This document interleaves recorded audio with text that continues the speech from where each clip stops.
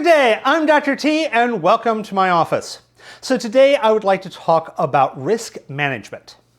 The nature of reality is that every action you take or every inaction you make has a chance of a negative outcome. And with these negative outcomes, we want to be able to make them less negative, make the possibility of bad things occurring less likely and less bad. And so we want to start and going through a process of thinking about how things can go through and how bad they can be and how we make them better.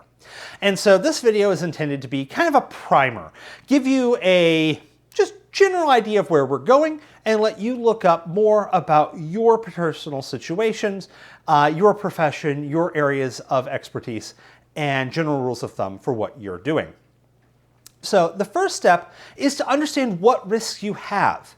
You want to do a risk assessment, and the general idea of a risk assessment is to sit through, potentially grab a bunch of paperwork, start looking through everything you're doing within a given area, whatever you're doing the risk assessment for, and thinking about, writing down, documenting, what could go wrong? What are the negative outcomes that could occur?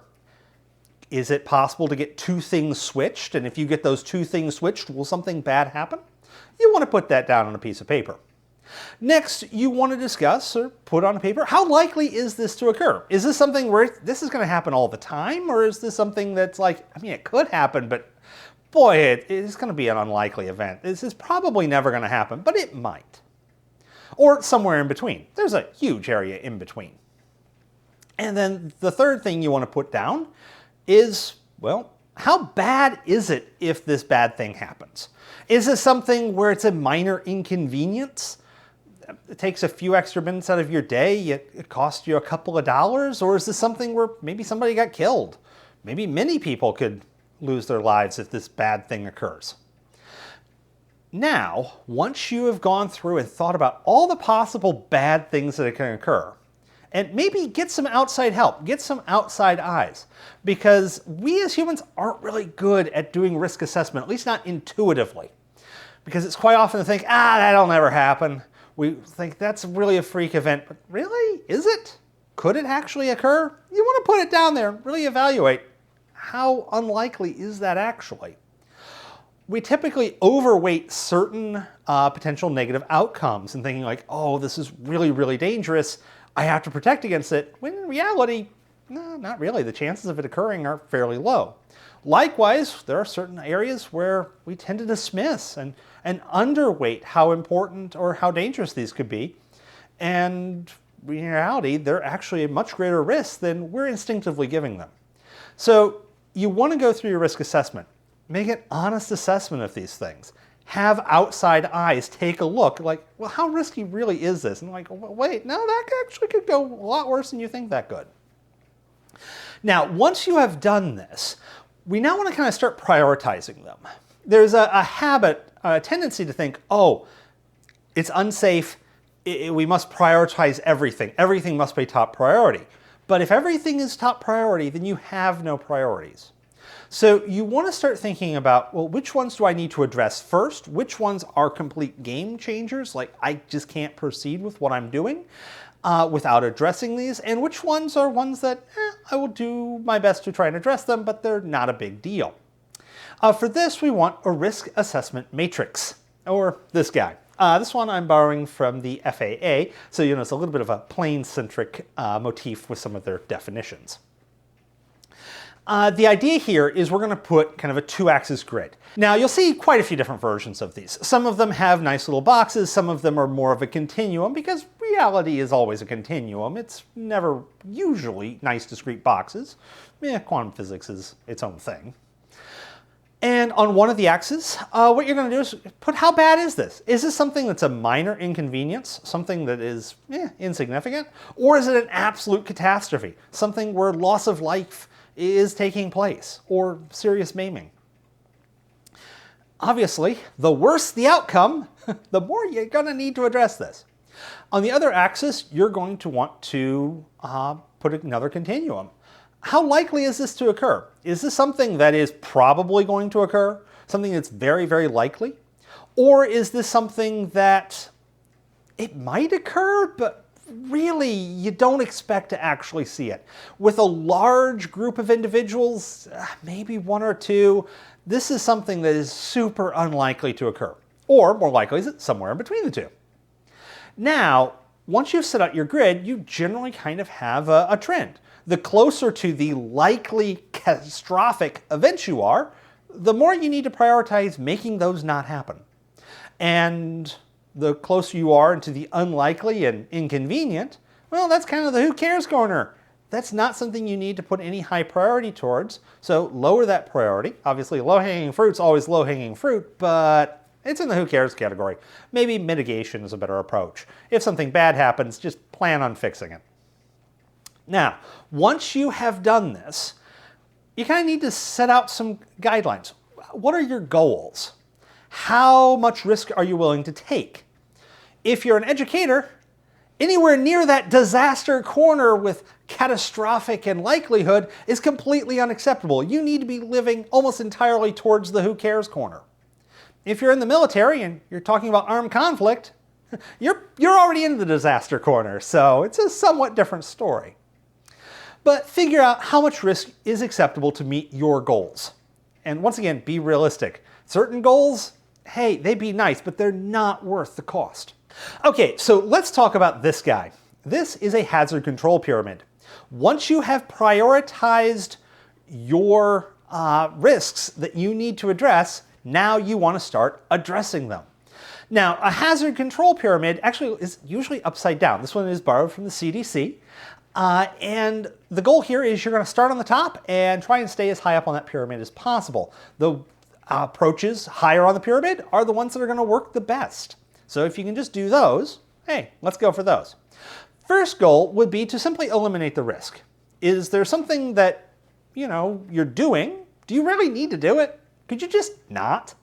If we could simply remove that, then the risk goes away. It's very straightforward. Now, if your goals dictate that you need to do that thing, is there a way we can substitute it out? Is there some component that's creating the risk that you could replace with a different component or a different approach that is not going to have that risk? This is something we quite often do in the chemical laboratories. If there's a chemical that we want to do some kind of experiment, but the chemicals involved are kind of on the dangerous side, well, are there safer chemicals? So, can we just take out whatever goal we're having? Could we replace what we're doing to achieve that goal? Or could we apply engineering controls? Engineering controls are basically taking something and placing it between the people and the dangerous stuff. If you look at commentaries on why British electrical plugs are the best in the world, they have large amounts of engineering controls. Interestingly enough, in defense of the US electrical system, we actually did a substitution. Instead of running at 220 volts, we run at run 10. Cutting the voltage in half makes our system inherently safer from the substitution point of view, although our engineering controls for electrical outlets are absolutely horrendous. Now, if you can put some kind of barrier that is going to prevent bad things from happening built into how that system functions, then hey, that's another way of improving things. At this point, we've gone through 3 approaches that are all generally viewed as pretty good. You can just eliminate the risk altogether. That'd be great. You could substitute it out so the risk is pretty much gone, just replaced with some smaller, less significant risks. Or you can create some form of physical barrier, something that separates the risk from the person. Not as good as just making it go away, don't get me wrong, but you've really greatly reduced the risk by putting something that's there to stop the risk. Now, the next 2 are generally not looked at quite so well because they're a bit less reliable. And the next approach is using a procedural control. Tell people not to poke the electrical outlets. Tell people to engage in an activity in a way that is less dangerous than the alternative approaches. The problem with a procedural control is that not everyone does the procedure. Obviously, you need to enforce procedural controls if you're in a leadership position. Things like don't eat in lab, don't throw chemicals around. I mean, hopefully no one would be throwing chemicals around, but you never know. These approaches are generally looked at as less ideal because people can be lazy or people can be careless. If you don't have a strong safety culture in your organization, these can be on paper but not actually implemented. As such, they might be all said and good, but if you could do one of the first three, people just not doing it is not going to be a particularly big problem. So procedural controls are an approach. And sometimes for things that are closer to kind of the middle, maybe going towards the who cares corner, perfectly fine. But anything that's in that disaster corner, procedural controls are maybe not your best choice. You probably want to go with one of the higher up controls. The final approach is personal protective equipment. We wear goggles in the lab. We wear closed-toed shoes. If something happens, this is one last line of defense between the person and a bad outcome. Or in this case, maybe a significantly less bad outcome. However, at this point, PPE needs to be viewed as the final line of defense. And if anything has gotten through and a negative outcome was stopped by the personal protective equipment, generally speaking, you should consider that a near miss and a failure of your procedural controls. That means you basically had a negative outcome. It didn't go badly because of the PPE, so you need to make sure it doesn't happen again because you never know if that PPE is really going to work the next time. Don't rely on your personal protective equipment because there's nothing behind it to back it up. That said, make sure you are wearing your personal protective equipment. It is your last line of defense, and you do need that last line of defense, and enforce all of your subordinates in doing the same. Okay, so once we're looking at this, there is kind of a last layer, and that is mitigation. Mitigation is basically if someone gets hurt, have the first aid kit ready to help patch them up. Obviously, this doesn't apply to catastrophic events, or it's really not a good situation because the negative outcome has already happened. You're trying to make it slightly less negative. So have mitigation strategies on hand to mitigate the damage caused by the negative event, but it would be much, much better that negative event never actually happened.